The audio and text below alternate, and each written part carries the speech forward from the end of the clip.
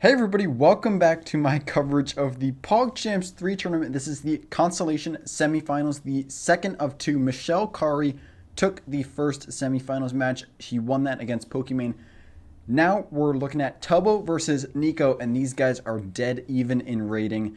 And, based on their previous matches too, I could honestly see this match going either way. This is a really evenly matchup, and man, this is a really wild first game. This is a really wild and sharp first game. So let's get right into it.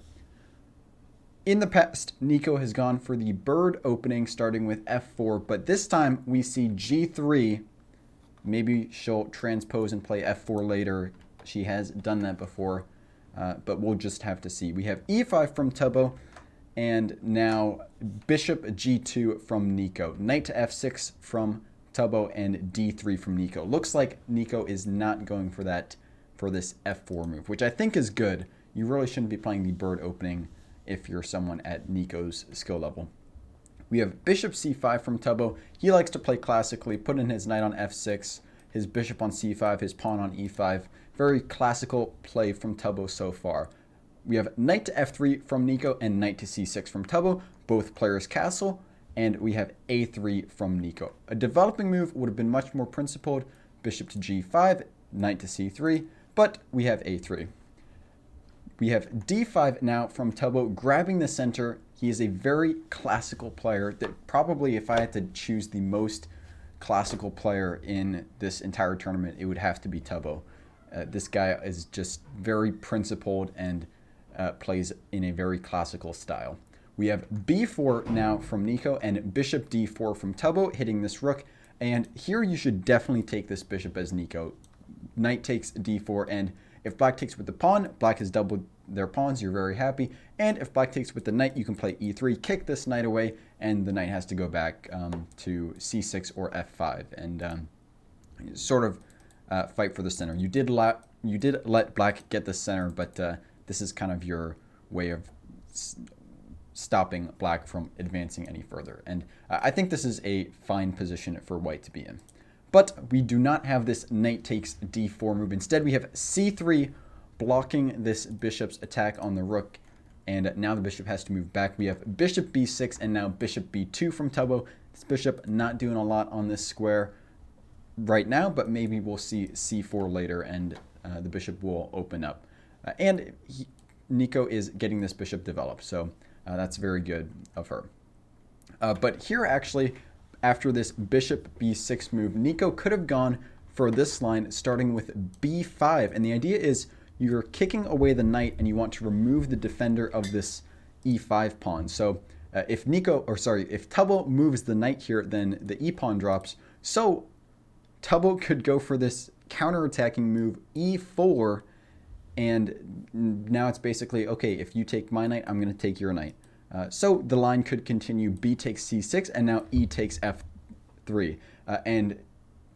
Here, white should definitely play c takes b7, threatening to take the rook and promote. So here, if you play bishop takes b7, then simply bishop takes f3, and black is going to be down a pawn. So as black, you have to play this crazy move, f takes e2, and let white play b takes a8 equals queen, making a new queen, but then you capture white's original queen on d1, make a new queen. White obviously has to capture that, and now black can play queen to e7, and black is down a rook. This looks terrible for black, but black can also force a draw here, and there's nothing white can do.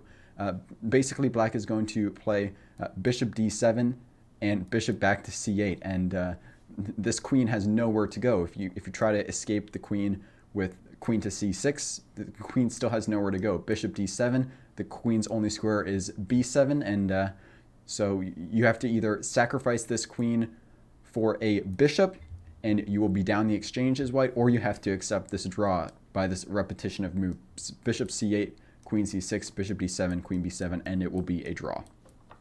So yeah, that was a really crazy line that we could have seen if Neeko played this b5 move, but we have bishop b2 instead. We have d4 now from Tubbo and h3 from Neeko. I don't really like this move, not really doing a lot. Once again, Neeko could have gone for this b5 move and picked up this e5 pawn now that e4 is no longer available, as it's no longer supported by the d5 pawn. Or you could just do a normal developing move like knight bd2 or an expanding move like c4, which would also open up your bishop. It's staring at pawns right now, but at least it's not behind your pawn anymore. But we have h3 from Neeko and rook to e8 from Tubbo. b5 now from Neeko, but it doesn't work anymore because after the knight moves, now the rook still guards this pawn. So we have c takes d4 and e takes d4 from Tubbo. Knight to e5 now, but I don't know what Neeko was thinking with this move. This just hangs a knight. But Tubbo doesn't take it. He definitely should have taken this knight with rook takes e5, but instead he plays bishop e6 after a bit of a think. Not sure what Tubbo was thinking here, but rook takes e5, rook takes e5. That would have been it. We have e3 now from Neeko, and this is a terrible move from Neeko. Once again, just get that last piece developed, bring your rook to the c file, and you're going to be golden. But we have e3 instead, and this just totally fails. Here is Tubbo. You can play d takes e3, and after f takes e3, bishop takes e3 check, and after king to h2, this king is really weak, first of all, but black also has this tactic, bishop d4, forking the bishop and the knight, and you may think, well, how's this a fork? You know, you could just take this bishop, but now, if you, once black recaptures with the queen, it will be a fork on the knight and the rook, so black will be doing very well here, and also white's king is, once again, doesn't have the best safety, so black is going to be totally winning in this position. But after e3 from Neeko, we do not see d takes e3. We have knight b3 instead, going after this rook. And here Neeko plays bishop takes b7, not moving this rook. If you did move this rook, you would be susceptible to discoveries from this bishop. So, yeah, this is a good try. Like I said, very sharp game between these two beginners. You know, even if really strong players were in this position, I think many would struggle to find the best moves. So we have rook to b8 from Tubbo, but here I think knight takes a1 would have been better. And after bishop takes a8, we could have seen queen takes a8. And after bishop takes a1 now as black, you can play bishop takes h3, threatening checkmate and also a discovered attack on this knight. So the only move that saves both of them is queen to f3, and now if you take the knight, your queen hangs, and obviously you're guarding it against checkmate. But here, black can now play queen takes f3, and after knight takes f3, now you have this same d takes e3 move as black, as this e3 pawn was not defended enough times. So after f takes e3 and bishop takes e3, if you move your king away, you drop the rook, so you have to play rook to f2 here. And here you can play bishop takes f2, but even stronger is knight g4, and now you're just going to win this rook outright, and black will be up a rook. So black will be doing very well here. Completely winning.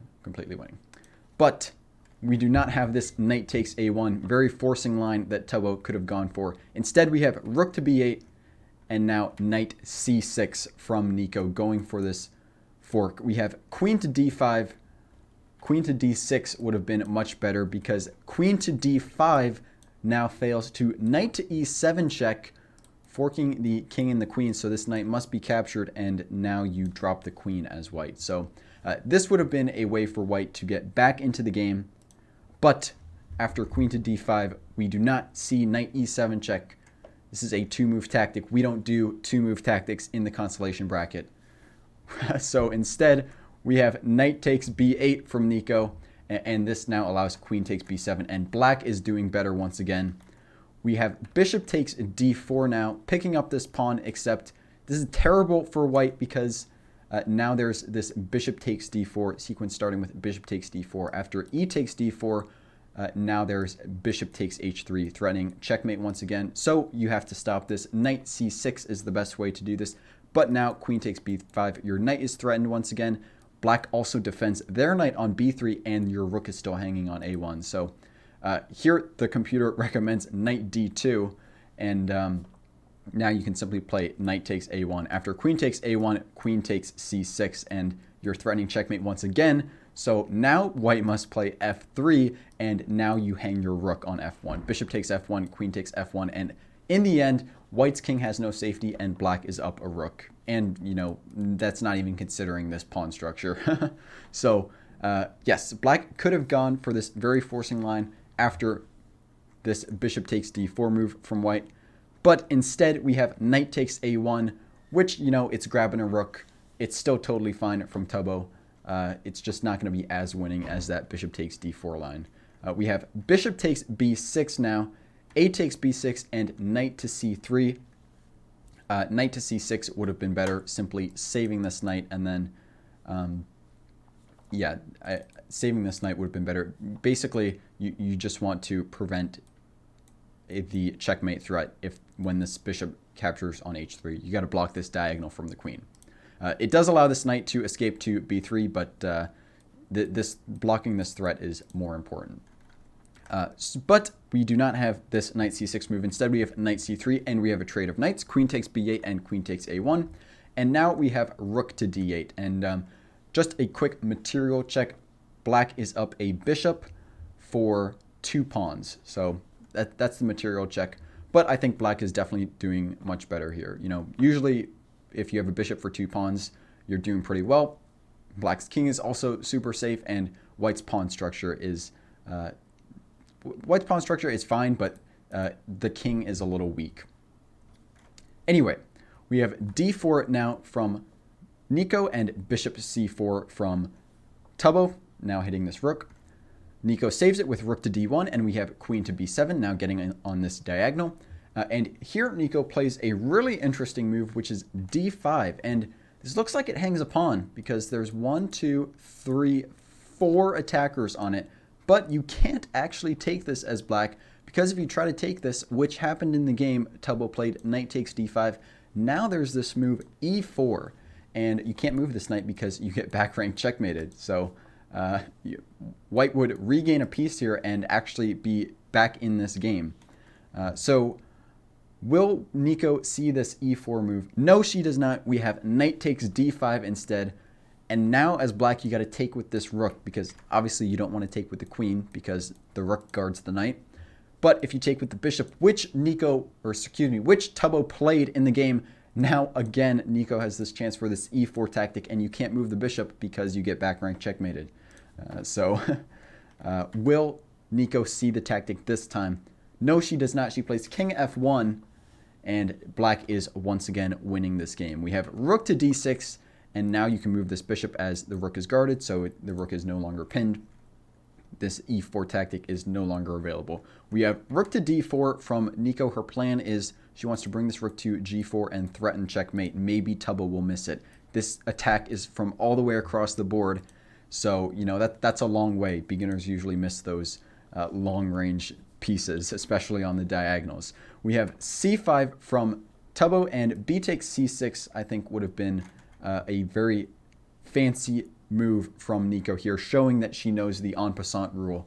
But instead, we have rook to g4. Neeko just continues with her plan of threatening checkmate here, but Tubbo sees it. He plays g6, defends the checkmate, and we have e4 from Neeko, which this just hangs upon. So Tubbo happily grabs it with bishop takes e4. We have a4 now, and bishop to d3 check, and white's king is... white's king is not going to be safe at all. You can see the black attack just coming in here in the next few moves, and it looks really bad for white here. We have king to e1 now from Neeko, and this is actually mate in a few moves after queen to e7 and queen e2 and queen c2 will be checkmate. It doesn't matter if the king goes to d1 or d2. You can delay the checkmate a few moves by blocking, but king d2, for example, queen e2 check, king c3, and queen c2 is checkmate. So this would have been a very quick checkmate, very quick win from Tubbo. But after king to e1, we see queen d7 instead. If Tubbo had slipped and moved his queen one more square, we could have seen that checkmate. But we see queen d7 instead, and this is still totally winning for white, so it's okay, I guess. We have f3 from Neeko. Not really a lot you can do here. You're down a bishop. You don't really have any advantages like any passed pawns or any attack on the king, and your king is just extremely weak. So not a lot you can do here. We have bishop c2 from Tubbo, now threatening rook d1, and rook c4 from Neeko, not doing anything about this rook d1 threat. So Tubbo goes ahead and does it. We have rook d1 check, queen takes d1, and queen takes d1. Neeko has to give up the queen. And after king to f2, queen d2 check, king f1, now there's this queen d3 check, except it's actually bishop d3. Tubbo actually played bishop d3, which it still works. It's still a fork, so it works just as well. We have king g1 now, and bishop takes c4, king to h1, and here Tubbo, the quickest mate is simply bishop f1. You're threatening mate on g2. White can't do anything. So this would have been the fastest checkmate, but instead we have queen d1 check from Tubbo, king g2, queen f1 check. Obviously this is super winning for Tubbo, but we'll see if he checkmates or stalemates. That's basically the question now. We have king to h2 and bishop e2 from Tubbo, g4, and now bishop takes f3, king to g3, escaping this queen g2 checkmate threat. And here is Tubbo. You can create a mating net with g5, blocking off the king here, and queen g2 will come next. There's nothing you can do as white. But we have the immediate queen g2 instead, and this allows white to survive for a few more moves. We have king to f4 and bishop takes g4. Tubbo just decides to sacrifice his bishop for seemingly no reason here, but I guess it works as you're up a whole queen and a bishop, so I guess it works. We have h takes g4 and c4. Tubbo decides to make a new queen. King to e5 and c3, king d6 and c2, king to c7, c1. Tubbo makes a new queen, and now king takes b6. Now white has these two passed pawns, but black has two queens, so hopefully they won't be a problem. We have queen to b1 and a5, queen g to b2, looking at this b5 pawn, which will be captured on the next turn. We have a6, and now queen takes b5 check, king to a7, and queen to a5. White nearly gets the stalemate, but there's just a couple moves that they can still play. So it's nearly stalemate, but not stalemate. We have king to a8, and this allows Tubbo to get queen takes a6, which is checkmate. So Tubbo takes the first game. Neeko will have to win the second game to take us to a tiebreaker and avoid elimination. Will she be able to do it? Yeah, this game was really crazy, really sharp, and lots of blunders made, but that's kind of the entertainment of watching low-level chess. But yeah, overall, I think these guys played the opening really well. It's just the tactics. You know, the tactics are hard for beginners to see. I don't think I have anything else to say about this game or this match, so nice job, Tubbo. We'll see how these guys do in the rest of the match. Check out my PogChamps 3 playlist up there, and check out the next game of the match over on the left side of the screen. Stay awesome. I love you guys. Like and subscribe. I'll see you next time.